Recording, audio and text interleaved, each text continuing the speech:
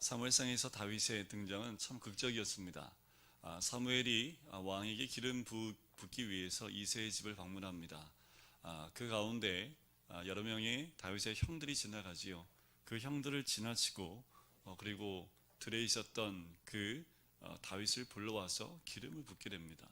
생각지도 않았던 자신에게 기름 부음을 받게 되는 거지요. 그 이후에 다윗에게 성령의 충만함이 임하게 됩니다.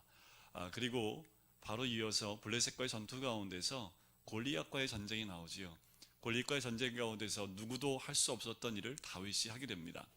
물맷돌 하나 가지고 던져서 그 거구였던 골리앗을 쓰러뜨리는 다윗의 그 모습은 모든 사람이 보는 눈앞에서 다윗이 하나님이 함께하는 사람이라는 것, 다윗이 하나님이 함께 거하는, 함께 동행하는 사람이라는 것을 만천하에 드러나는 모습이었다라는 거지요.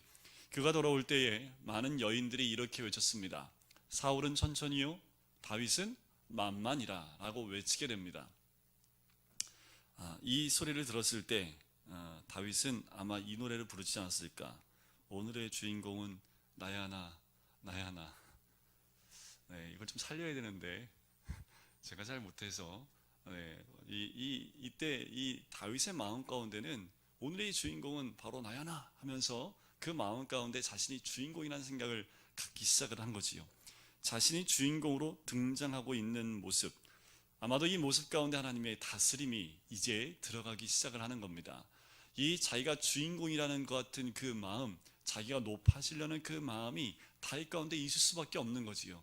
들리는 얘기는 사울보다 더 많은 칭송받는 자신의 그 위치를 보게 되고, 더 나아가서 사울의 딸을 얻기 위해서 블레셋 사람의 그 포피 10개, 100개를 요구했는데 다윗은 200개를 가지고 오는 그 일까지 행하게 됩니다. 자기가 얼마나 센지도, 또한 자기가 얼마나 주인공인지를 드러내려고 했던 모습이라는 거지요. 하나님이 다루심은 결국 사울을 피해 도망가게 하는 다윗의 모습을 보게 합니다.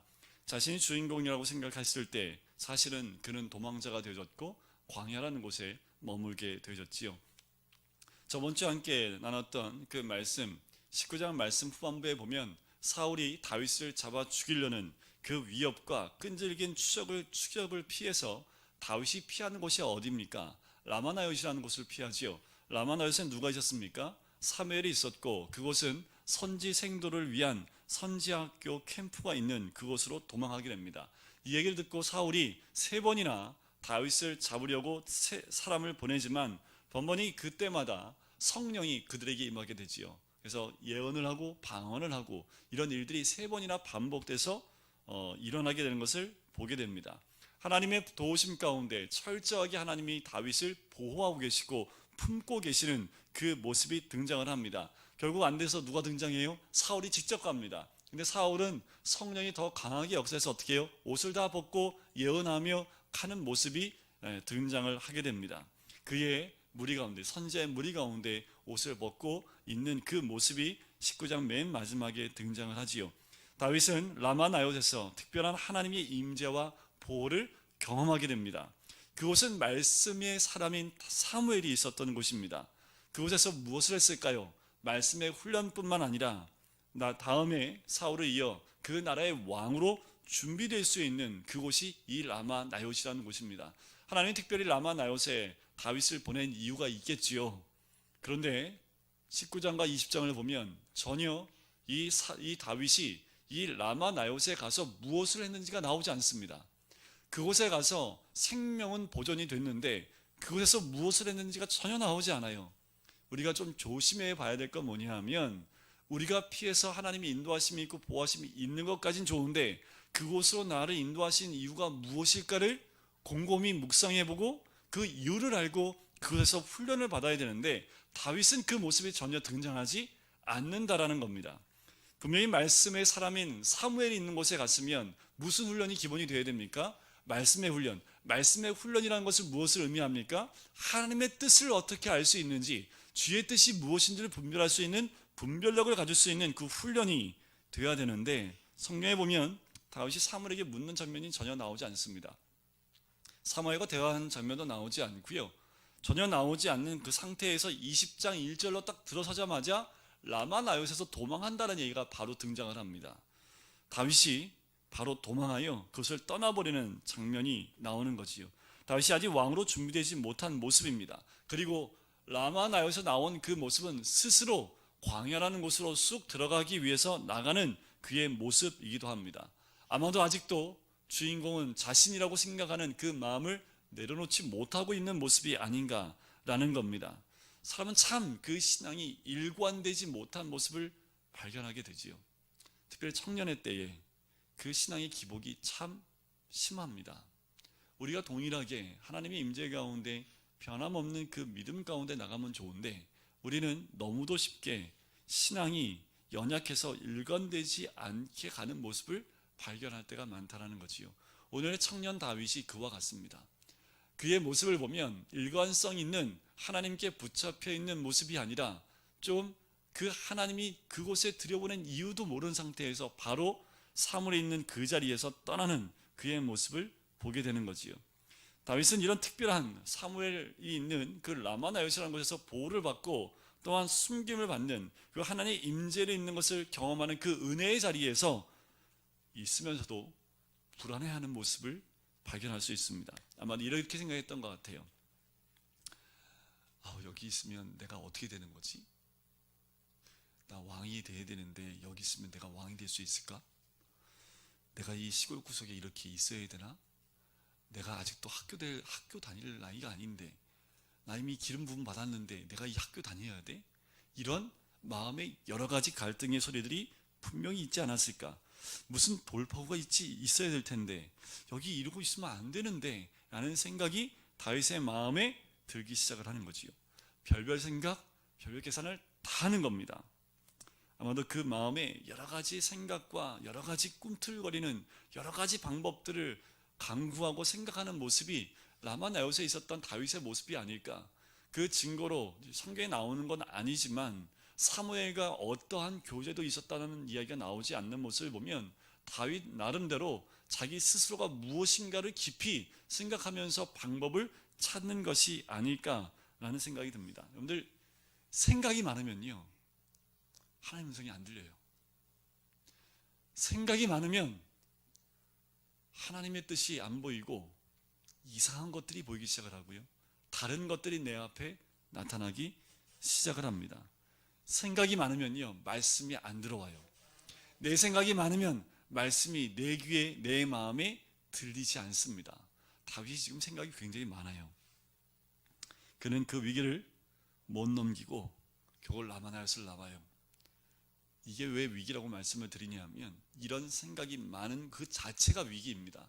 사울이 죽이려고 다윗을 쫓아오는 것이 위기가 아니라 오히려 그 보호받는 장소 가운데서 그곳에 하나님이 보내신 이유가 무엇인지를 더 깊이 묵상하고 훈련받아야 될 자리에서 뛰쳐나오는 그것이 가장 큰 위기라는 거지요. 우리 1절을 한번 보실까요? 20장 1절입니다. 우리 같이 한번 읽어보겠습니다. 1절 같이 읽겠습니다. 시작. 다윗이 라마나요스에서 도망하여 요나단에게 이르되 내가 무엇을 하였으며 내 죄악이 무엇이며 내 아버지 앞에서 내 죄가 무엇이기에 그가 내 생명을 찾느냐. 자, 1절에 보면 라마나요스에서 어떻게 나옵니까? 도망하여 라고 나오지요. 다른 번역에도 보면 떠나 라고 나오는데 더 정확한 번역이 오늘 이 개역개정에 나오는 그 번역입니다. 도망하여가 더 정확한 잘 번역된 말씀이지요. 라마나요스 떠났다라는 말입니다. 이 말은 무엇을 의미합니까? 자기 인생의 멘토요, 영적 지도자가 있는 선지자를 떠났다는 이야기입니다. 여러분들, 이게 다윗에겐 정말 큰 위기입니다. 자기를 말씀으로 이끌어줄 수 있는 영적인 멘토가 있는 그 자리에서 다윗이 뛰쳐나온 거지요. 그 자리에 있으면 영적으로나 여러 가지 부분에서 하나님의 뜻과 하나님의 인도하심이 어딘지를 분별하여 하나님의 인도하심을 받을 수 있는 그 자리를, 영적인 지도자가 있는 그 자리를 떠나버리는 다윗의 모습. 라마나요스를 떠났다는 말, 도망했다는 말은 어디서 도망한 거냐 하면 사울에게서 도망한 것이 아니라 하나님의 보호하심 가운데서 자기 생각이 많아 떠나갔다는 것을 의미합니다. 거길 떠나서 누굴 찾아갑니까? 1절에 보니까 사울의 아들 요나단을 찾아가지요. 그도 명색이 사울이 가장 사랑하는 아들 아닙니까? 그리고 그 아들의 절친이 다윗입니다. 그러고 있는다고 위기가 없어지는 것도 아니니까 친구를 찾아가서 무엇인가 좀 물어보려고, 내 아버지한테 가서 뭔가를 좀 얘기하려고 그렇게 단판을 짓기 위해서 요나단을 찾아가는 거지요. 왜 이렇게까지 위협하며 쫓아다니는지 다윗의 그 진위와 그 뜻을 이 요나단을 통해서 알아보고 싶어 한다라는 겁니다. 전에도 한번 말씀드린 것 같은데요, 우리 신앙인들이 제일 못하는 게 있습니다. 제일 못하는 게 뭐냐면 가만히 있는 거예요. 이걸 제일 못합니다. 신앙이 제일 못하는 게, 하나님이 가만히 있어 그러면 가만히 있어야 되는데 가만히 있질 못해요. 가만히 엎드려서요, 하나님의 시간과 하나님의 방법을 기다려야 되는데 이게 훈련 가운데 제일 힘든 겁니다. 현설이부터 윤설이, 민설이가 있는데 현설이한테 가만히 있어 하면 가만히 있지요, 그죠? 근데 윤설이한테 가만히 있어 하면 쟤는 좀 가만히 있다 움직입니다. 민설이는 가만히 있어 하면 가만히 못 있어요. 자, 신앙이 성숙할수록 어떻게 할까요? 성장할수록 기다리는 모습이 더 진중해집니다. 그리고 하나님 뜻을 구하는 모습이 더 진중해지지요. 그런데 믿음이 성장하지 못할수록 기다리는 걸 잘 못해요. 지금 하나님께서 이 다윗에게 사물에게 가 있으라고 했던 것은 하나님의 때에 하나님의 방법으로 무엇인가 이루기 위해서 기다리라고 한 건데 인내하지 못하는 것이요. 우리가 가장 힘든 거 아닙니까? 그래서 보이지 않는 하나님이 아니라 보이는 실체를 찾아가게 됩니다. 우리가 여기서 넘어지는 경우가 굉장히 많아요. 하나님을 온전히 의지하지 못하고 하나님 때와 방법에 대해서 더 기다리지 못하고 눈에 보이는 실체를 찾아가서 무엇인가 방법을 구하려고 하는 모습이 우리들의 모습이라는 거지요. 다윗은 요나단을 찾아갑니다. 요나단에게 가면 뭔가 답이 있을 것 같아서 요나단을 찾아가는 거지요. 하나님이 다윗에게 기름을 부은 후 제일 먼저 훈련시키고자 했던 것은 바로 이거였습니다. 하나님의 때와 하나님의 방법을 기다리게 하는 것, 이것이 하나님이 첫 번째 다윗에게 주는 훈련의 과정이었는데 박차고 떠나 나온 거지요. 우리에게도 저마다 이 훈련이 있어요. 이 훈련 받고 계신 분들 계실 겁니다. 이 훈련 받을 땐 제일 힘든 게 답답한 거거든요. 하나님 뜻도 모르겠고 방법도 모르겠고, 그런데 사방이 막혀 있는 것 같이 답답한 그 상황 가운데 우리의 마음은 어때요? 나오고 싶은 마음이 자꾸 일어나게 된다는 거지요. 라마나요스에 있는 말씀의 사람 곁에서 가만히 하나님의 시간을 기다리고 엎드려 있어야 하는 다윗은 그 시기를 기다리지 못합니다.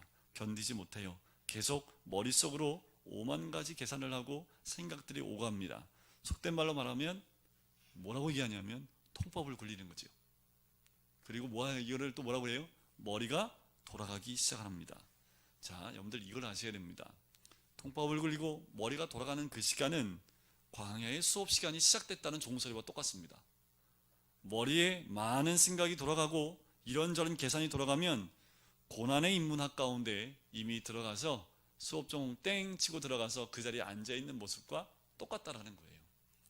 생각이 많은 것, 그리고 내 계산이 많은 것, 내 머리가 돌아간다라는 것은 하나님의 방법이 아닌 내 방법대로 움직여 간다라는 그 뜻이기도 합니다. 하늘이 닫혀 있고요, 땅이 꺼지는 것 같고요, 사방이 막혀 있는 것 같습니다. 아무것도 안 보일 때 우리는 가만히 있지를 못하지요. 내가 좀 움직여야 답이 나올 것 같아요. 확실할 것 같고 안전할 것 같고 생각이 자꾸 우리 영혼을 자꾸 생각이 나를 들쑤십니다. 가만히 있지 못하도록 여러 가지 잡다한 생각들이 나로 하여금 마음을 올렸다 내렸다를 하루에 수십 번 수백 번을 하게 만든다라는 거지요. 그래서 라마나요스에서 도망을 하는 거예요, 다윗이. 그리고 요나단을 찾아가는 거지요. 찾아가서 뭐라고 얘기하는지, 그가 왜 제가 이 다윗이 5만 가지 생각을 다 했느냐라고 말씀을 드리는 이유가 1절 후반부에 나와요. 자, 보실까요? 내가 무엇을 하였으며 내 죄악이 무엇이며 내 아버지 앞에서 내 죄가 무엇이기에 그가 내 생명을 찾느냐. 지금 뭐가 계속 반복돼요? 내가, 내 죄악이, 내 죄가, 내 생명, 지금 포인트가 어디에 있어요? 나한테 있는 거죠. 4번이나 반복해서 등장을 합니다.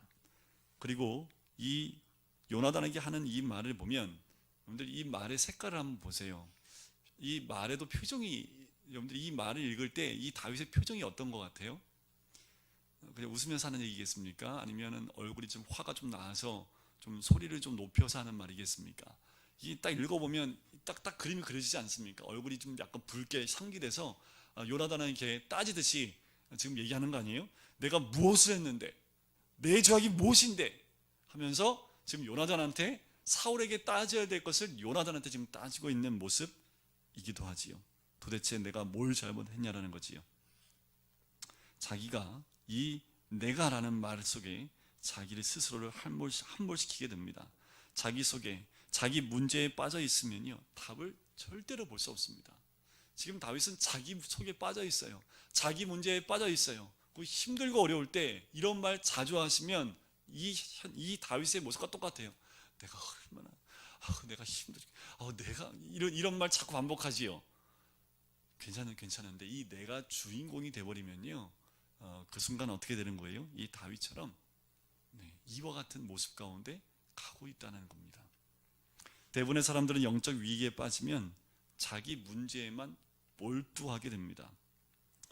다윗을 보시면 그 흥분된 모습을 보지요. 사단이 제일 잘 다루는 사람이 누구냐면 분노하는 사람이랍니다. 사단이 제일 잘 다루고 또 가까이 두는 사람은 분노를 잘 내는 사람이다라고 이야기를 합니다. 다윗은 영적으로 많이 망가져 있는 모습을 발견하게 돼요. 오랜만에 친구를 만나자마자 뭐라 한 거예요? 야! 하면서 얘기하는 거죠. 오래간만에 만난 거 아닙니까? 지금 헤어졌다가. 그런데 도대체 내가 뭐 잘못했냐? 네 아버지는 왜 그런 거야 나한테? 하면서 지금 따지고 있는 거지요. 날더러 어떡하라는 거야 도대체? 하면서 오래간만에 만났는데 인사도 놔두기 전에 지금 삿대질하면서 달려드는 모습과도 같습니다.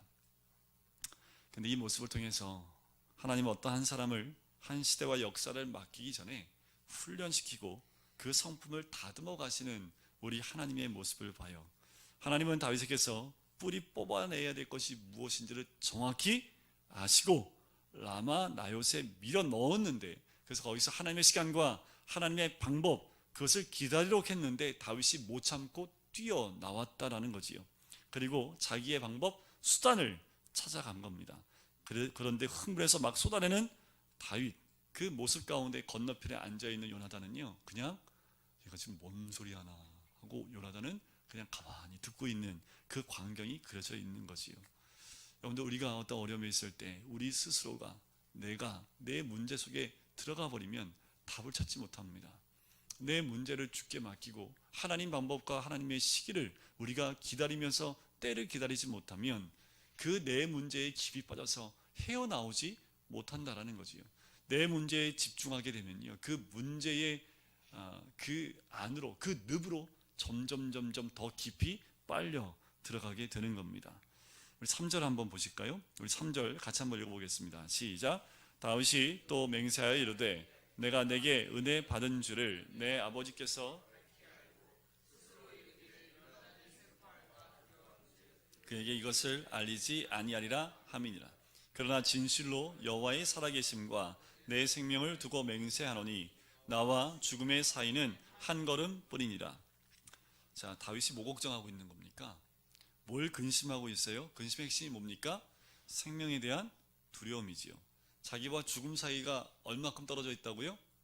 한 걸음이에요. 지척거리에 있다라고 얘기를 하는 거지요. 이것을 보면 다윗이 현실을 이렇게 인식하고 있다라는 겁니다.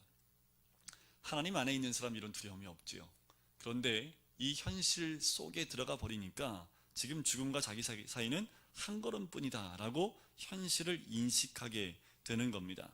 그렇게 하나님의 은혜를 경험했음에도 불구하고 사울이라는 존재의 공포와 두려움에 짓눌려서 생명에 대한 그 위험을 느끼고 있는 다윗의 모습을 보게 되는 거지요. 그래서 요단에 찾아와서 그러는 거지요. 야, 내 아버지가 너랑 나랑 친구인 거 알고 네 마음 상할까 봐 그 아버지가 나를 죽여라는 그 의도를 숨기고 있는 거 아니냐 라고 따지고 있는 겁니다. 다윗은 어떤 거예요? 만약 요나단이 이런 마음, 다윗을 사랑하고 있는, 그리고 친구로 여기지 않고 있는 마음이면 이미 요나단은 사울에게 이 다윗을 잡아갔겠지요. 그죠? 그렇다면 다윗은 어떤 겁니까? 요나단을 많이 의지하고 있는 모습을 발견하게 돼요. 그가 라마 나요트에서 생각 끝에 요나단이면 괜찮겠다. 요나단이면 나를 도울 수 있겠구나 라고 요나단이라는 한 실체를 만들어 놓고 그를 찾아가고 의지하는 그 모습을 발견하는 거지요. 다윗이 영적으로 문제가 생긴 것을 알 수 있어요. 여러분들, 기름 부음 받기 전에 다윗은 양을 지키다가 사자하고도 싸웠던 용맹한 목자였습니다. 블레셋의 장군이었던 그 골리앗과도 싸워서 승리했던 사람이 이 다윗입니다. 그랬던 다윗이 친구를 찾아와서요, 목숨을 구차하게 구하고 있는 그 모습을 발견하게 되는 거지요.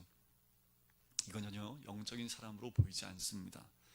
그는 왕으로 부름받았지만 근본적인 신앙의 문제가 해결되어야만 하는 그 광경이 오늘 본문에 등장을 하는 거지요. 여러분들, 우리 삶 가운데 요나단 있으십니까? 지금 뭐 문제 생기면 바로 찾아갈 만한 요나단 있으세요?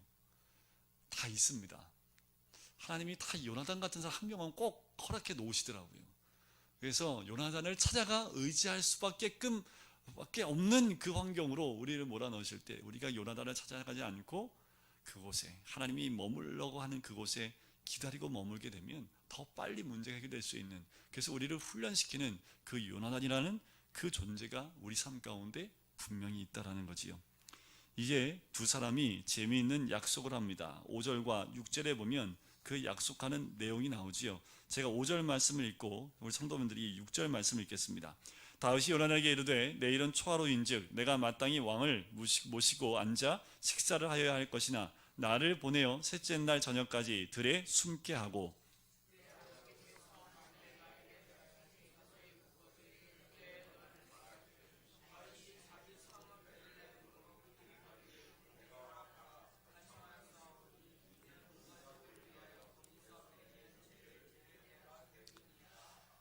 이때 당시에 이스라엘 그 나라 가운데 여러분들 월삭이라는 거 아시죠? 그와 같은 그 전통이 여기서 연결이 됐는데, 새로운 달이 오면 3일 동안 제사를 드리면서 왕의 식탁 가운데 사람들을 초청을 합니다. 그러니까 왕이 식구들과 중요한 사람을 3일 동안 초청을 해서 국가의 여러 가지 일들과 여러 가지 회의할 것들을 식사를 하면서 그 식탁에 교제하면서 그렇게 나누게 돼요. 그런데 그 자리에 누가 있어야 됩니까? 다윗이 있어야 되지요. 다윗이 누굽니까? 사울에게 사위잖아요. 그러니까 당연히 식사 자리에 그 식탁 교제 가운데 나올 수밖에 없습니다. 히브리인들은 이 식탁의 교제를 굉장히 중요하게 생각을 합니다. 그래서 식탁의 교제에 빠지게 되면 이건 굉장한 신뢰를 범하게 되는 거지요. 자, 왕이 식탁에 앉는다는 것은 대단한 겁니다. 그 식탁에 앉는다는 것은 3일 동안 사울이 식탁을 준비를 하는 거지요. 자, 다윗이 와야 되는데 지금 다윗이 그 왕의 식탁에 가면 또 뭐가 날라올지 모르니까 다윗이 지금 갈 수가 없는 상황이지요. 요나단, 내가 3일 동안 들의 에셀바위 밑에 숨어 있을 테니까 자, 이렇게 하자. 내 아버지가 다윗이 안 보이네? 어디 갔냐? 라고 물으면, 그러면 네가 초하루라서 자기 가족들이 있는 고향집 베들레헴에 예배드려 갔어요. 이렇게 좀 말 좀 해다오 라고 부탁을 하는 거지요. 자, 이게 지혜로운 말인 것 같은데 지금 다윗은 예배를 이용해서 거짓말을 해줄 것을 요청하고 있는 거지요.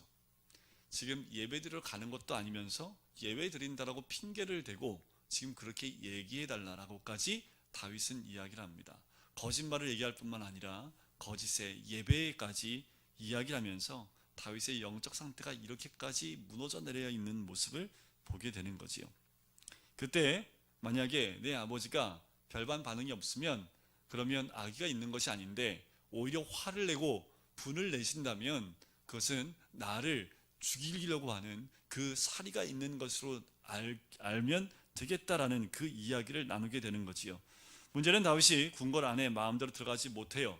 지금 이것을 안다 하더라도 핸드폰이 없잖아요. 그죠? 그러니까 어떻게 알릴 방법이 없으니까 서로 약속을 합니다.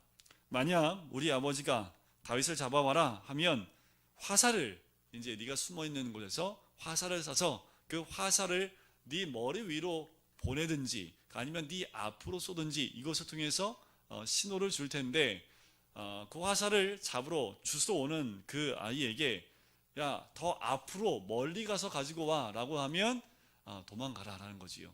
그리고 네 앞에 쏴서 야, 그 죽는 아이한테 야, 네 옆에 있잖아 라고 얘기하면 아무 문제 없는 거니까 궁으로 돌아와도 된다 라는 그 신호를 서로 암호를 짜 맞추게 된 거지요.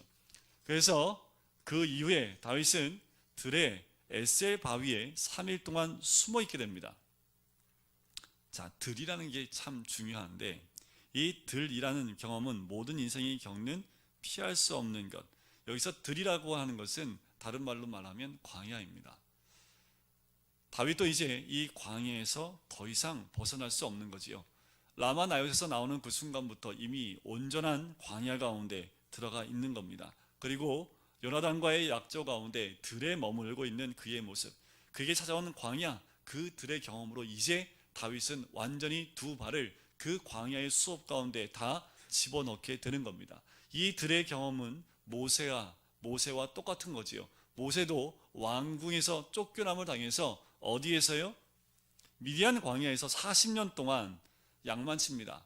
말도 할 수 없을 만큼 더듬거릴 만큼 어눌해질 정도로 참 40년 동안 꽉 막힌 세월을 들에서 보내게 되지요. 40년이 다 지나고 그가 다 무기력하고 힘이 빠졌을 그때에 하나님이 콜링을 하시죠. 그리고 역사 속으로 그를 불러내십니다. 여러분, 누구나 이 들의 시간이 있습니다. 누구나 이 광야의 시간이 있다라는 거지요. 우리 가운데도 답답한 시간 가운데 있는 분들이 있다면 어쩌면 다윗이 겪고 있는 이런 모습이지 않을까요? 뭐 하나 제대로 되는 것도 없고 뚜렷하게 보이는 것도 없고 갈 데도 없어가지고 교회밖에 올 데가 없는 분들 이라는 거죠. 제가 청년 때 그랬는데 갈 데가 없어요. 교회 가면 항상 교회 가면 준비되어 있는 기도회가 있고 그래서 항상 교회에 왔던 기억이 납니다. 갈 데가 없어요. 교회밖에. 이것이 큰 은혜이지요. 하지만 그 가운데 다시 하나님은 그 광야 가운데서 또 만들어 가시는 하나님의 손길을 경험하게 되는 거지요. 결국 다시 성경으로 돌아오게 되면 요나단은 그 아버지의 그 뜻을 알고 다윗에게 사인을 보냅니다. 이후로 다윗은 사울 왕궁에서의 모든 혜택을 못 누리게 되지요. 왕궁 생활은 여기서 딱 끝이 납니다. 그리고 철저하게 광야로 들판으로 내몰리는 그 삶을 살게 됩니다.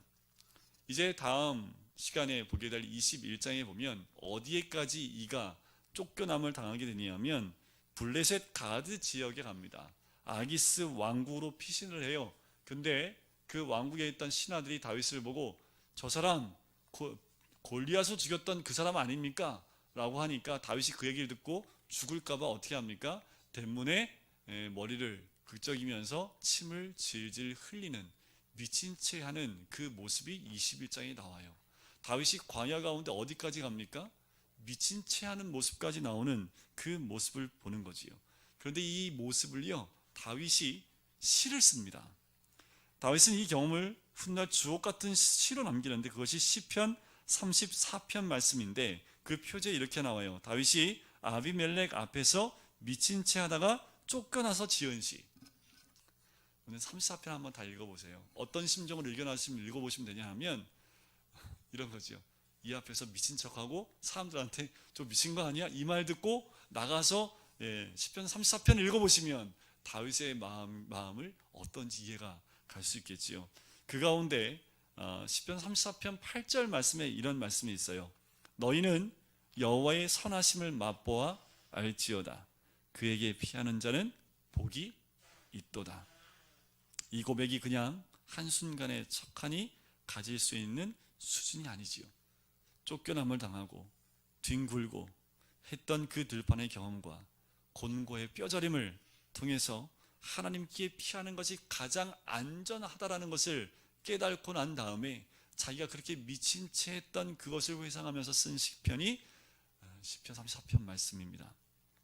아파본 사람이 알고요, 넘어진 사람만이 알 수 있는, 실패해 본 사람만이 쓸 수 있는 그 간증이 시편 34편에 미친 채 하고 나와서 쓴 시편이 그 시편이라는 겁니다. 라마 나요트에 있었다면 어땠을까요? 하나님의 때에 하나님 방법으로 아마 빨리 그 왕의 위치로 올라갈 수 있었지 않을까. 저 이런 생각을 해봐요. 다윗 때문에 사울이 왕위에 더 오래 있었던 거지요. 여러분들, 우리 때문에 누군가가 더 오래 그 자리에 있을 수 있다는 겁니다.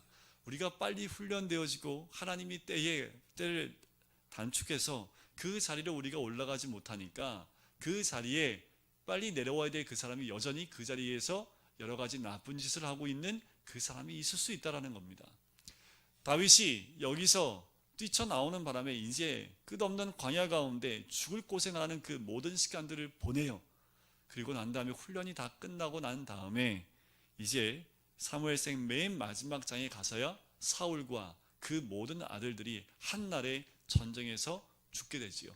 그리고 사무엘 하에 가서 다윗이 드디어 왕으로 올라가는, 등극하는 모습이 나온다라는 겁니다.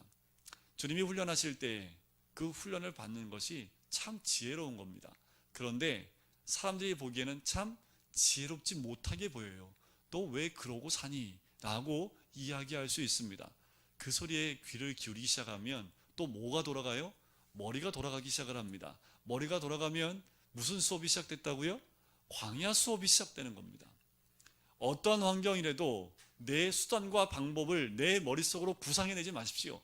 그 순간 하나님이 허락하셨다라고 생각하면 기다리라는 사인입니다. 기다리고 주의 방법, 주의 때를 기다리고 있으면 하나님이 정하신 그때에 우리를 다시 하나님 방법대로 올리신다라는 거지요. 그것을 분별해낼 수 있는 방법은 말씀밖에 없습니다. 그래서 이 다윗을 사무엘에게 보낸 이유가 있는 거지요. 말씀 그 자체였던 그 사무엘에게 보내서 하나님의 뜻을 분별할 수 있도록 훈련시키기 위해서 보낸 건데, 젊은 다윗은 그곳에 있기를 원치 않았던 거지요. 뛰쳐나와 버린 겁니다. 우린 매 순간마다 말씀을 붙잡고 하루에 4장씩, 하루에 30분씩 1년 내내 여러분들 하시고, 이거 끝나면 내년에는 하루에 8장씩, 하루에 1시간씩 매년 조금씩 늘려가면 우리의 삶 전체가 사무엘과 함께 있는 시간이 될 줄 믿습니다. 그러면 뭐가 짧아질까요? 광야가 짧아져요. 이게 무슨 말인가 그럴 텐데, 광야가 짧아지는 방법은요, 기도 시간을 늘리시고요, 말씀을 가까이 하는 시간을 늘리시면 광야는 짧아집니다. 그런데 말씀 있는 시간은 짧고 기도하는 시간은 짧으면 광야 시간은 그만큼 길어진다라고 보시면 돼요. 결단하시면 됩니다. 다음 주 고난주간이잖아요. 그죠? 고난주간 죽었다 생각하고 말씀 읽으시고, 죽었다 생각하고 죽을 만큼 기도하시고 죽을 만큼 성경을 읽으시면 그 한 주간 동안 여러분들 풀리지 않았던 그 모든 문제가 고난주간에 내가 그렇게 한 주간 동안 죽는 삶을 통해서 하나님이 문제를 해결해 주시고 새 생명을 주시고 모든 것이 풀려나는 귀한 은혜를 경험하시는 고난주간 한 주간이 되실 줄 믿습니다. 우리